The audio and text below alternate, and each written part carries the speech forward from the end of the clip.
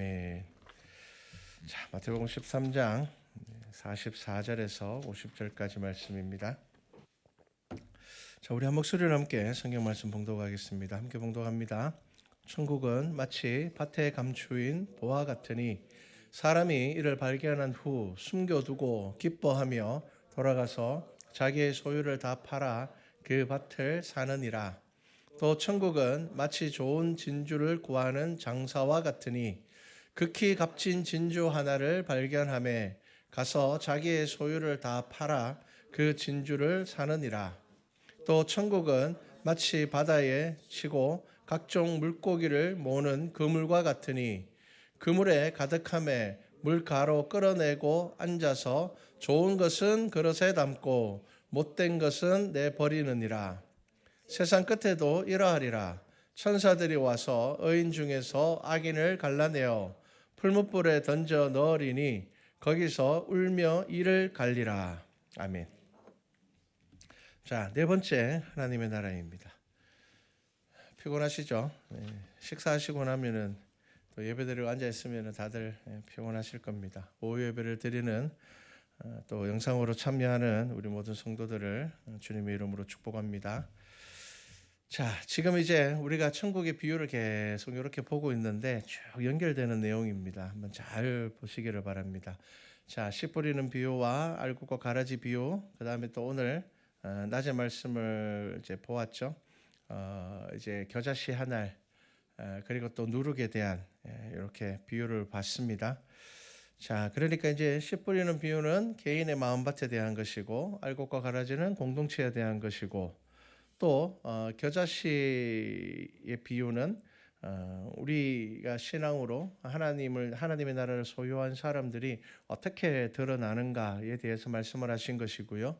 누룩의 비유는 우리 내부에 하나님의 말씀이 누룩이 되어서 그냥 아무런 영향력 없이 남아있는 것이 아니라 우리의 성품과 생각과 우리의 모든 것들을 변화시키고 부풀어 오르게 하고 부드럽게 만들어서 많은 사람들이 정말 찾을 수 있는 그런 변화를 가져오는 것이 하나님의 나라를 소유한 사람이다. 지금 예수님께서 하시는 말씀을 잘 기억하시면서 하나하나 우리의 삶에 한번 적용을 해 보셔야 됩니다. 나는 어떤 사람인가?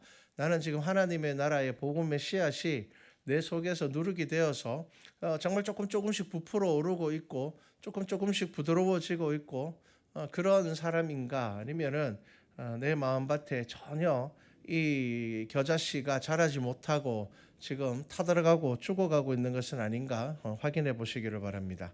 자, 그리고 이제 이어서 세 가지 비유를 말씀하셨습니다. 첫 번째가 밭에 감추인 보화입니다. 자, 지금은 뭐 돈을 대부분 은행에 맡깁니다. 가끔 뉴스 보면은 집에 막 금괴놓고 있는 사람들도 있던데 특별한 사람들이고요. 네, 그런 사람들은 어떻게 외출하나 몰라요. 자, 그 대부분 은행에 돈을 맡깁니다. 근데 당시에는요, 부자들 외에는 돈을 맡기는 것이 쉽지 않았습니다. 왜냐하면 당시에는 뭐 우리나라도 그렇습니다. 우리도 최근에 와서 안전한 나라가 되면서 이제 은행을 좀 믿을만 하고 사실 사람들이 은행 망할 거라는 생각은 잘 안 하잖아요. 뭐 물론 나라가 망하면 다 망하겠지만 일단은 그래도 집에 두는 것보다 은행에 두는 게 낫다라고 생각을 하니까 맡깁니다. 근데 그 당시에는요, 부자들 외에는 돈을 이제 그 당시에도 은행이 있었습니다. 근데 부자들 외에는 돈을 맡기는 게 쉽지 않았습니다. 돈을 많이 가지면 좋지만 그거는 돈을 지킬 수 있는 사람들에게 해당되는 이야기입니다. 가난하거나 힘없는 사람들이요, 돈을 어딘가 맡긴다? 쉽지 않았습니다. 소문이라도 나면요, 큰일 납니다. 그리고 또 집에다가 돈을 모으는 것도요, 소문이 나면은 큰일 납니다. 강도가 들어오는 일은 흔한 일들이죠.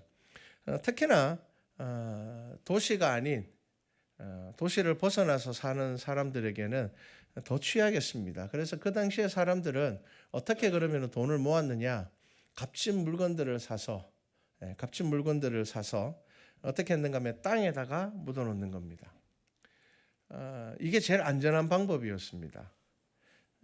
우리 이제 세계 역사를 보면요, 국가적으로도 가난하고 약한 나라에서 금광이나 은광이 발견되면 그게 축복이 아닙니다. 지금이야 뭐 국제적인 조약이 있어서 가난한 나라에서 갑자기 뭐 금광이나 은광이 뭐 발견되면은 와 이제 그 나라 잘 살겠네 이러지만 이것도 최근에 이제 국제사회 질서가 잡히고 난 다음이죠. 그 전에는요.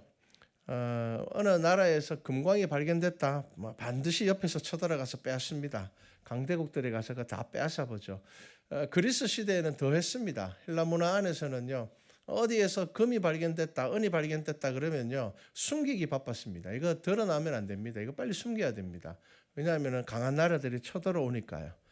강한 나라들은 뭐 이게 발견되면 좋은 거죠.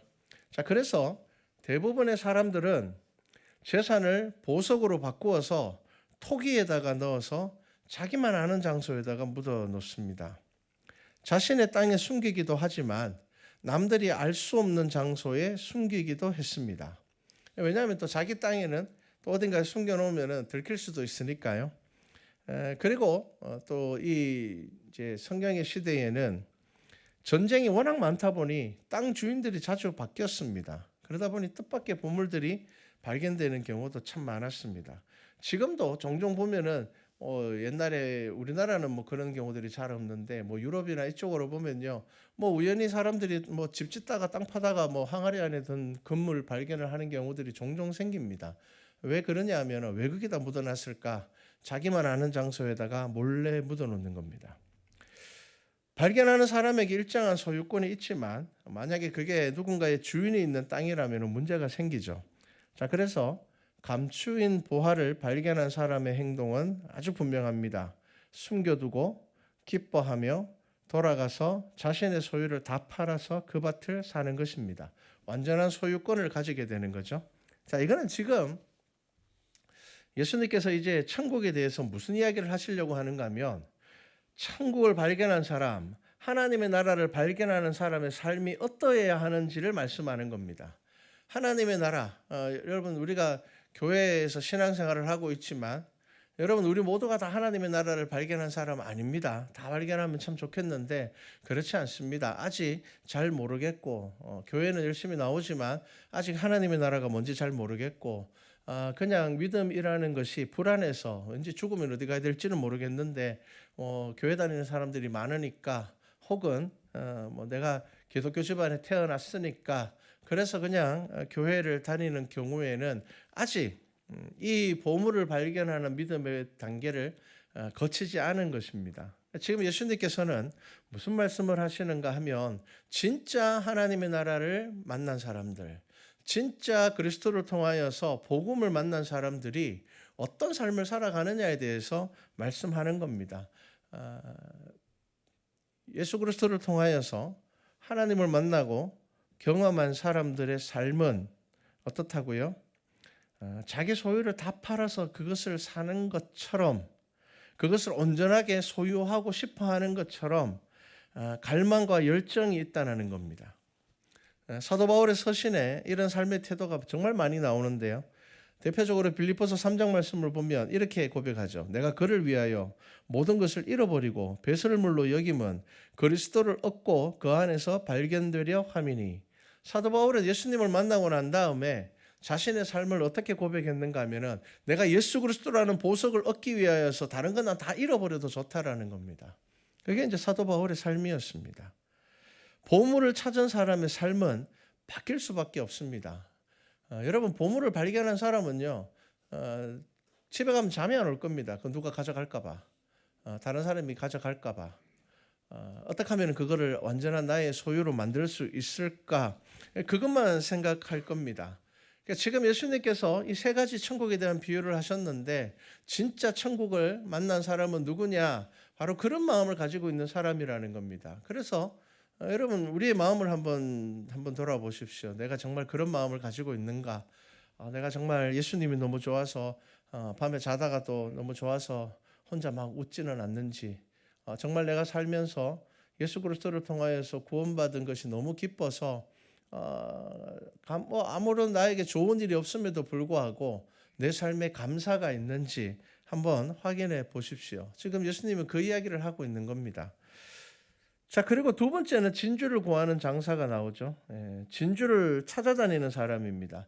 진주의 가치를 아는 사람이에요. 그래서 뭐가 진짜 좋은 진주인지 안 좋은 진주인지 아는 사람이에요.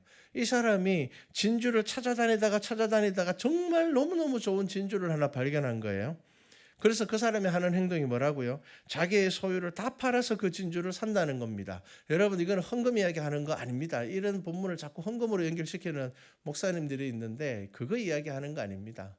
여러분, 지금 예수님께서 이 비유에서 하시는 말씀은 뭐냐면요. 하나님의 나라, 복음을 가지고 있는 사람은 갈망과 열정을 가진다는 겁니다. 이 하나님의 나라를 완전히 내 것으로 만들고 싶어하는 갈망과, 그리고 그 하나님의 나라를 소유하기 위해서 열정을 가진다는 겁니다. 최선을 다한다는 거죠. 그렇기 때문에 여러분, 예배를 향한 마음이 달라지는 겁니다. 하나님의 나라를 가지고 싶어서, 하나님의 나라를 소유하고 싶어서, 그래서 내 삶에서 예배를 향한 태도와 봉사와 헌신, 이러한 것들이 나온다는 거죠. 그러니까 여러분, 유대인들을 얼마나 열심히 예배를 드렸습니까? 바리새인들을 얼마나 열심히 예배 드렸습니까? 그런데 그 열심은 뭐였습니까? 나의 의를 드러내려는 열심이었습니다. 예수님께서는 그건 잘못된 거라고 말씀하신 겁니다. 어떻게 예배를 사모해야 된다고요? 보물을 발견한 사람처럼 사모해야 된다는 겁니다. 여러분, 이 자리에 특별한 말씀을, 제가 없는 말씀을 전하겠습니까? 아니면 다른 데서 들을 수 없는 이야기를 제가 전하는 게 아니거든요. 열심히 준비하고 최선을 다해서 하나님의 말씀을 전하지만 결국은 성경에 있는 말씀을 우리 교인들에게 꼭 필요한 말씀을 찾아서 전하려고 하고 그렇게 준비를 하죠. 그런데 물론 여러분들이 성경을 보면 다 있는 말씀들입니다. 그럼에도 불구하고 이 자리에서 예배를 드리는 여러분들의 마음이 어디서부터 출발해야 되는가 하면은 하나님의 나라를 온전한 내 것으로 만들고 싶은 그 마음에서 이 예배를 사모해야 된다는 겁니다. 이게 예배입니다. 종교적으로 드리는 예배와 보물을 찾은 사람이 이 보물을 완전히 나의 것으로 소유하고 싶어서 드리는 예배는 다르다는 겁니다. 지금 예수님은 이제 두 번째 진주를 찾는 사람을 통하여서 하나님의 나라가 이런 거다. 그래서 하나님의 나라를 얻기 위하여서 뭐라고요? 다른 모든 것들을 포기할 수 있는 사람이 된다는 겁니다. 하나님의 나라를 얻기 위하여서는 다른 것과 결별하는 결단이 생긴다는 거죠. 왜? 진짜 좋은 걸 찾았기 때문입니다. 여러분, 두 주인을 섬길 수 없다는 예수님의 말씀도 같은 의미입니다. 여러분, 예수님은 분명히 뭐라고요? 너희들 두 주인 못 섬긴다는 겁니다. 두 주인 섬길 수 있는 사람이 없다는 겁니다. 너희들이 두 주인을 섬기게 되면 분명히 한 사람을 더 열심히 섬기고 한 사람을 안 섬긴다는 겁니다. 한 사람을 더 사랑하고 한 사람은 덜 사랑하게 된다는 거죠. 그래서 여러분, 이 예배가 여러분들에게 있어서 종교적인 어떤 행위로서의 예배가 아니라 여러분들이 하나님을 그 안에서 발견하기 위한 기쁨과 즐거움의 예배가 되어야 한다는 겁니다. 육신은 피곤하고 힘들지만 그래도 내가 예배 드리는 것 하나님께서 얼마나 기뻐하실까? 내가 예배를 드리면 하나님께서 분명히 내 속에 하나님께서 은혜를 주실 거야라는 기대를 가지고 예배를 드리는 겁니다. 왜냐하면 보물을 발견했기 때문입니다. 여러분, 이것이 예배를 향하는 우리의 태도가 되어야 되는 겁니다. 그런데 예배가 나의 선택이 되어버리고 내가 임의로 드릴 수 있는 것들이 되어버릴 때는요, 이 문제가 이제 심각해지는 겁니다. 그러면은 다른 주인을 하나 섬기고 있는 것이 되는 거죠. 자, 그래서 지금 예수님께서는 진주 하나를 얻기 위해서 자기 소유를 다 팔아버리는 그것에 대하여서 다 팔아서 헌금하라는 이야기가 아니라 하나님의 나라를 소유하기 위해서 다른 세상의 즐거움들과 결별할 수 있는 사람이 진짜 보물을 찾은 사람이라는 겁니다. 다른 게 막 너무 재밌어 죽겠는데 예배 안 드리면 지옥 갈 것 같고 그래서 와서 교회에 예배를 드린다. 그 예배를 하나님께서 받지 않으신다는 거죠. 여러분, 제가 여러분들에게 예배에 대해서 강조는 하지만 강요하지는 않습니다. 좀 강요했으면 싶은 분들이 있더라고요. 저한테 목사님 조금 더 강요하셔도 될 것 같은데, 그런데 저는 개인적으로 강요하고 싶죠. 성도들이 다 예배를 드리면 얼마나 기쁘고 즐겁겠습니까? 그런데 성경을 보니 하나님께서 뭐라고 말씀하셨는가 하면은 아무리 귀한 소와 양을 바친다 하더라도 그것이 그 마음속에서 신령과 진정으로 드려지는 것이 아니라면 하나님께서 받지 않겠다고 하셨단 말이에요. 그래서 제가 여러분들에게 강조는 합니다. 예배는 얼마나 중요한지, 우리가 하나님 앞에 하나님의 음성을 듣는 이 시간이 얼마나 중요한지, 여러분들 이 예배 가운데 하나님께서 여러분들에게 은혜 주실 것입니다. 제가 분명하게 말합니다. 하지만 막 정신은 딴 데 가 있고 막 그런데 억지로 여기 앉아서 막 언제 끝나지 막 여러분 그렇게 예배 드릴 때 목사님 설교 지난주에는 23분 하더만 오늘은 24분 하네 막 이러고 있으면요. 여러분 예배가 안 되는 겁니다. 그래서 제가 여러분들에게 강조는 합니다. 정말 중요합니다. 하나님께서 이 예배를 통하여서 저와 여러분들에게 분명히 말씀하시고 복을 주십니다. 하지만 여러분들 예배 안 드리면 지옥 갑니다라고 제가 이야기하지는 않습니다. 여러분 스스로 보물을 찾으셔야 됩니다.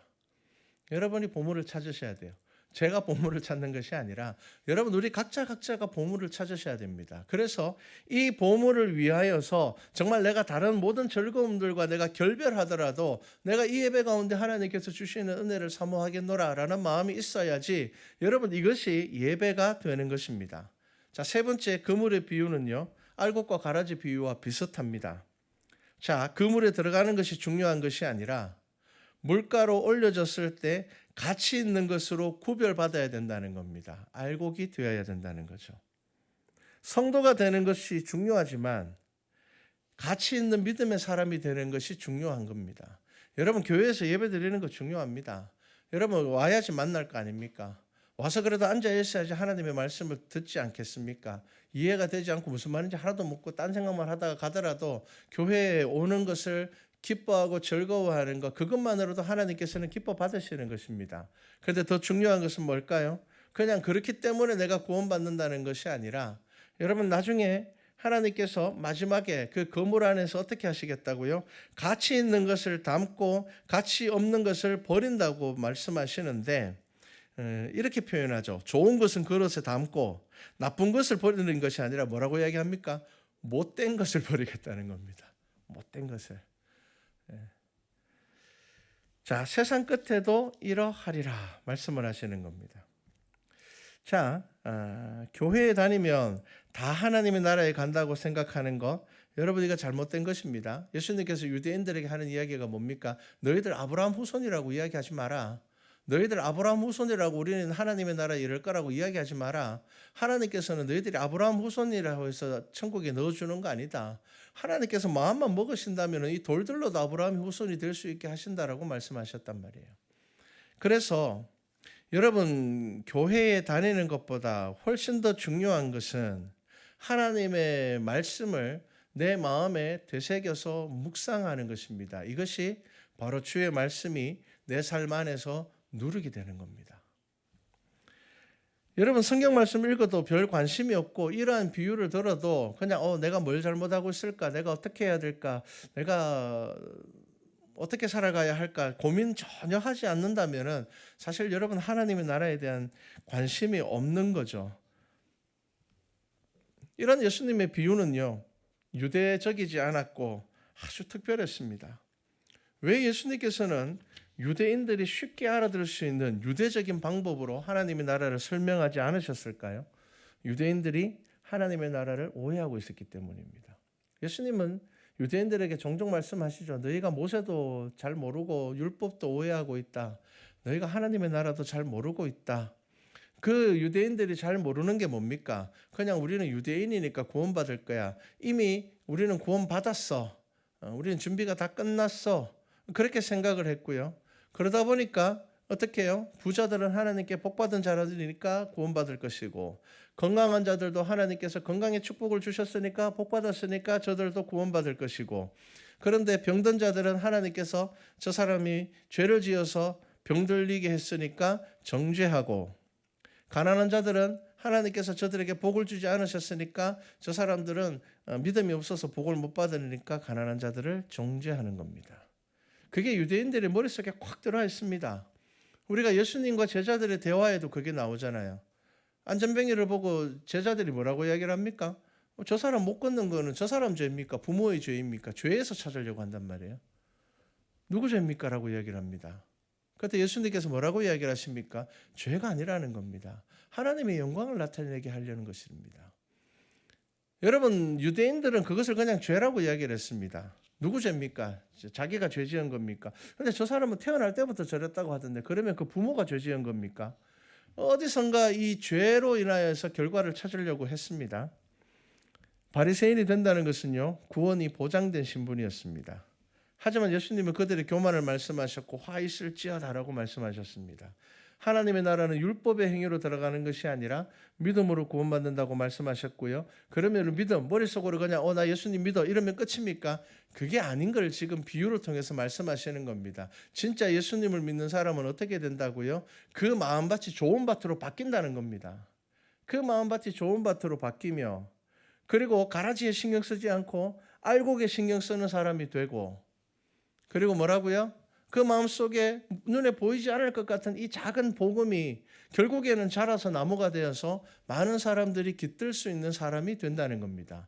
그런 사람은 어떤 사람이라고요? 내적으로 복음의 누룩이 있어서 매일매일 부풀어 오르고 부드러워지고 자기 자신을 변화시키고 하나님의 말씀 앞에서 결단하는 사람이 된다는 겁니다. 그리고 이제 이 세 가지의 비유를 통하여서 말씀하시는 겁니다.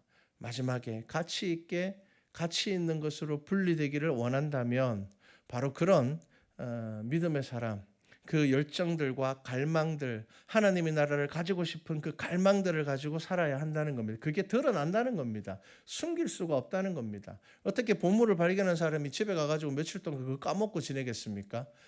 그렇게 할 수 없다는 겁니다. 무슨 수를 써서라도 그 보물을 소유하려고 하는 것이 뭐라고요? 하나님의 나라를 발견한 사람의 삶이라는 것입니다.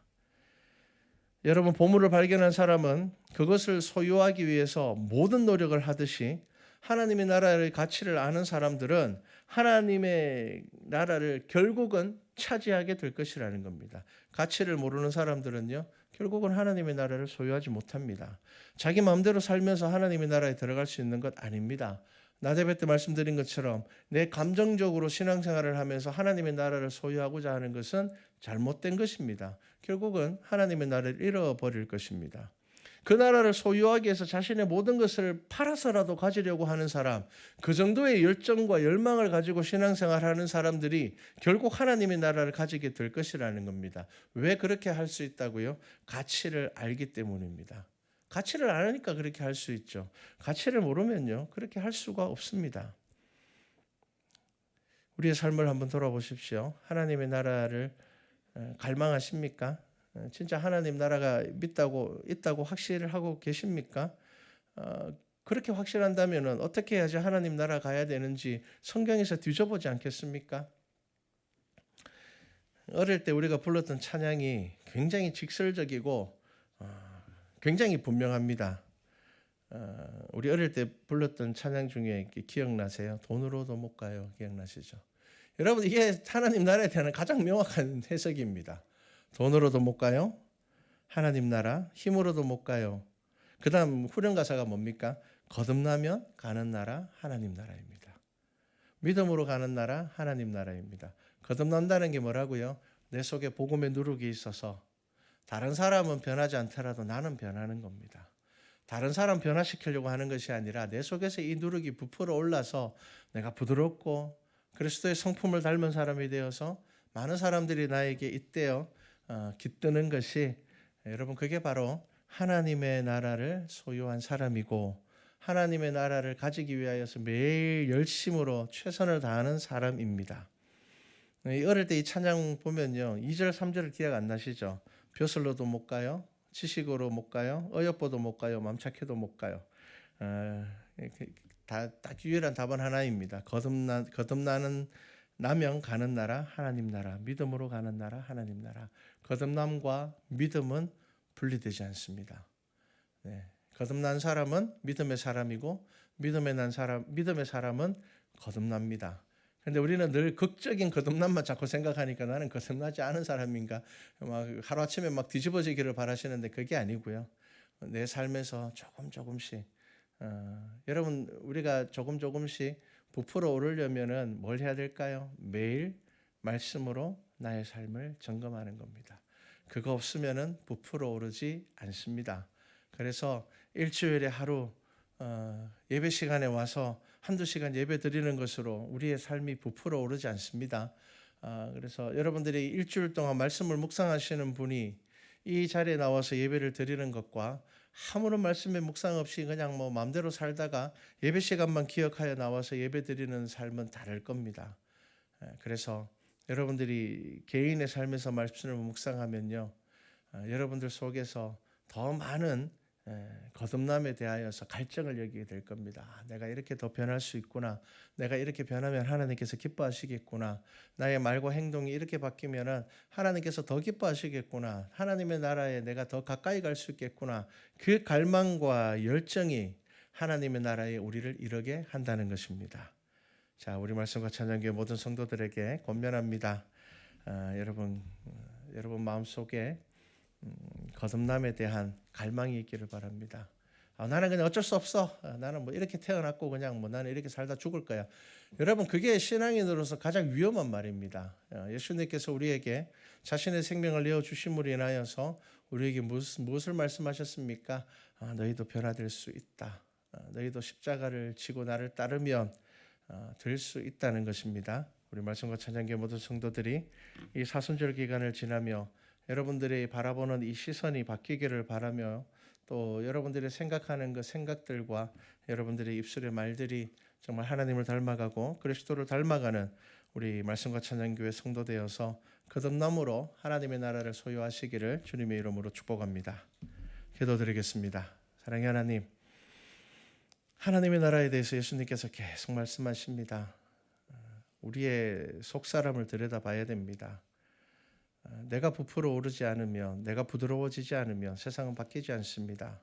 가라지를 보고 마음 빼앗길 필요가 없습니다. 결국 가라지는 예수 그리스도께서 마지막 때에 불살라 버리겠다 말씀하셨습니다.